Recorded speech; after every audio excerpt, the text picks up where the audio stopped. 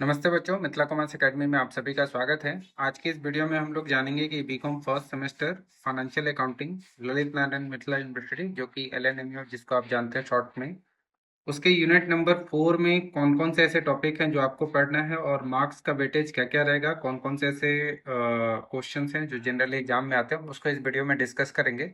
इससे पहले हम लोगों ने बीकॉम फर्स्ट सेमेस्टर का यूनिट नंबर 1, 2, 3 देख लिया था, मतलब इसकी वीडियो मैंने ऑलरेडी अपलोड किए हुए हैं, आप उनको जाकर देख सकते हैं। और आज जो है इस वीडियो में यूनिट नंबर 4 को स्टार्ट करते हैं। तो यूनिट नंबर 4 में जो सबसे पहला टॉपिक है वो है आपका ब्रांच अकाउंटिंग, जिसको कि हम लोग ना, आप जब अकाउंट पढ़ेंगे तो आप देखेंगे कि शॉर्टकट में ऐसे बी और आर करके बोलते हैं, तो ब्रांच अकाउंटिंग है। ब्रांच अकाउंटिंग आपने पहले कभी भी नहीं पढ़ा होगा, मतलब क्लास 11 और 12 में ये ब्रांच अकाउंटिंग नहीं है। ब्रांच अकाउंटिंग पूरा का पूरा फ्रेश चैप्टर है आपके बीकॉम फर्स्ट सेमेस्टर के लिए। इसमें हम लोगों को ब्रांच अकाउंटिंग के बारे में कुछ थ्योरेटिकल क्वेश्चन पढ़ने होते हैं कि जैसे डिपेंडेंट ब्रांच क्या होता है, इंडिपेंडेंट ब्रांच क्या होता है। दो तरह के ब्रांच होते हैं, एक जो हमारी कंट्री में होते हैं और एक जो हमारी कंट्री से बाहर होते हैं।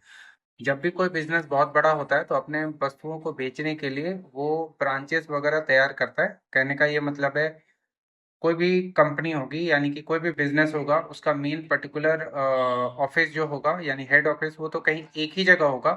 बट वो अपने सामानों को बेचने के लिए क्या करता है, अलग अलग स्थानों में अपने ब्रांचेस को ओपन करता है। तो उन ब्रांचेस की हम अकाउंटिंग कैसे करेंगे वो इस चैप्टर में आपको पढ़ना है।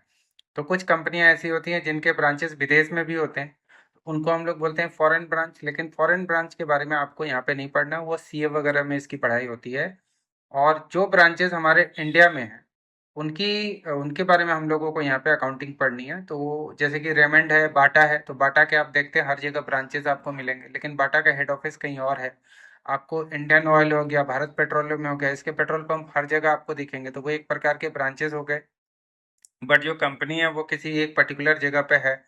तो इस तरीके से ब्रांच अकाउंटिंग जो इंडिया में है उसके बारे में आपको पढ़ना है। वो अकाउंट जो होते हैं, मतलब वो जो ब्रांच होते हैं वो दो तरह के होते हैं, डिपेंडेंट और इंडिपेंडेंट। तो डिपेंडेंट और इंडिपेंडेंट ब्रांच क्या होता है, इसके बारे में थोड़ा सा थ्योरेटिकल क्वेश्चंस पढ़ना है। इसके बाद जैसे उसमें अकाउंटिंग का कुछ मेथड होता है, जैसे स्टॉक एंड डेटर मेथड आपके सिलेबस में लिखा हुआ है, लेकिन एक और भी मेथड होता है जिसको हम लोग बोलते हैं डेटर मेथड। डेटर मेथड लिखा तो नहीं हुआ लेकिन इस पे आपके एग्जाम में क्वेश्चन आता है, तो इसीलिए डेटर मेथड को भी आप इसके साथ क्या करेंगे, इंक्लूड करेंगे, ठीक है ना। तो डेटर मेथड भी है, मतलब दो तरीके से अकाउंट एक सिंपल वे में बनता है, एक तो स्टॉक मेथड पे और एक स्टॉक एंड डेटर मेथड पे और एक डेटर मेथड पे। तो दोनों ही आपके अकाउंट में दोनों ही आपके एग्जाम में आते हैं, इसको ध्यान रखिएगा। जो फाइनल अकाउंट मेथड है वो बहुत ही लेंदी सा मेथड है, ये नहीं आता आपके एग्जाम में। होलसेल बेसिस सिस्टम जो है ये भी बहुत लेंदी सा मेथड है, ये भी आपके एग्जाम में नहीं आता। आप इसका थोड़ा सा ओवरव्यू ले लीजिएगा, लेकिन इसका क्वेश्चन आपके एग्जाम में नहीं आएगा क्योंकि ये बहुत बड़ा सा क्वेश्चन हो जाता है। और ये क्रेडिट चूंकि 10 ही का है, तो इसका ये मतलब हुआ कि क्वेश्चन जो है उनको छोटा सा देना पड़ेगा। अगर फाइनल अकाउंट सिस्टम पे क्वेश्चन देंगे या होलसेल बेसिस पे क्वेश्चन देंगे तो वो जो है वो बहुत बड़ा क्वेश्चन हो जाएगा। तो इसी वजह से इस पे क्वेश्चन जो है नहीं आता है, ठीक है। इसका थ्योरेटिकल थोड़ा सा पढ़ सकते हैं। इसके बाद अब बात, अच्छा इसके ऊपर ना ऑलरेडी मैंने वीडियो बनाया हुआ है, तो उसका लिंक मैं डिस्क्रिप्शन में डाल दूंगा। तो उस चैप्टर की तैयारी आप उस वीडियो को देख के बड़ी आसानी से कर सकते हैं। इसके बाद जैसे जो दूसरा टॉपिक है वो है डिपार्टमेंटल अकाउंटिंग। डिपार्टमेंटल अकाउंटिंग बहुत ही आसान है, अगर आपने फाइनल अकाउंट पढ़ा हुआ है 11th में, जो पढ़ा था फाइनल अकाउंट वो यही है। यहाँ पे बस थोड़ा सा अंतर ये हो जाता है कि जो खर्चे हैं, डिपार्टमेंटल मतलब एक से ज्यादा, एक ही कंपनी के एक से ज्यादा डिपार्टमेंट्स हैं, और वो डिपार्टमेंट मान लीजिए एक ही छत के नीचे है। तो उनमें कभी कभी क्या होता है ना, खर्चों को बांटा जाता है। जैसे वाटर आ रहा है तो वाटर पे जो खर्चा हो रहा है वो तो सभी डिपार्टमेंट्स पी रहे हैं, उस वाटर को सभी डिपार्टमेंट्स यूज कर रहे हैं।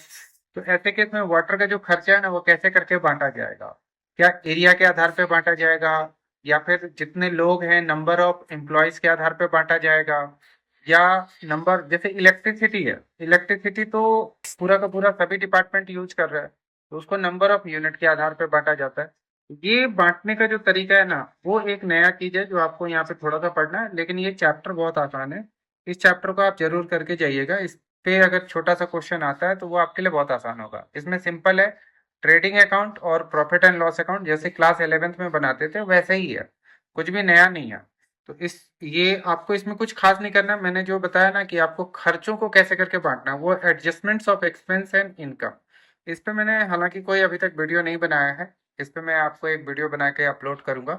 बट ये आप अगर किताब आपने खरीदा हुआ है, ठीक है, फाइनेंशियल अकाउंटिंग का किताब जरूर खरीदिए। गेस्ट पेपर से केवल फाइनेंशियल अकाउंटिंग की तैयारी ठीक नहीं रहेगी, क्योंकि ये एक प्रैक्टिकल सब्जेक्ट है और आगे चल के आपको कैरियर में भी काम आएगा। अगर अकाउंटेंसी फील्ड में अगर आप कल को काम करेंगे तो अकाउंटेंसी से रिलेटेड टॉपिक जो है उनको अगर आप डिटेल में पढ़ के रखेंगे तो फ्यूचर में काम आएगा।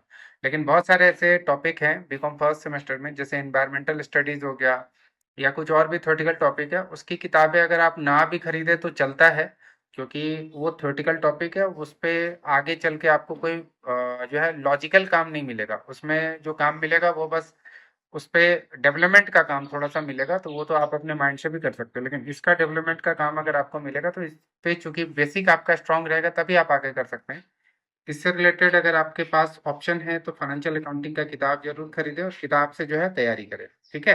तो ये आपका यूनिट नंबर 4 में था। यूनिट नंबर 4 में आपका ये टॉपिक सब है। इन टॉपिक को आप थोड़ा सा ध्यान से पढ़िए और फिर अभी यूनिट नंबर 5 के बारे में जानेंगे आगे। ठीक है, आज की इस वीडियो में इतनी ही बातें करते हैं, नेक्स्ट वीडियो में फिर आगे करेंगे। आज के लिए इतना ही। Thanks for watching this video. Good bye.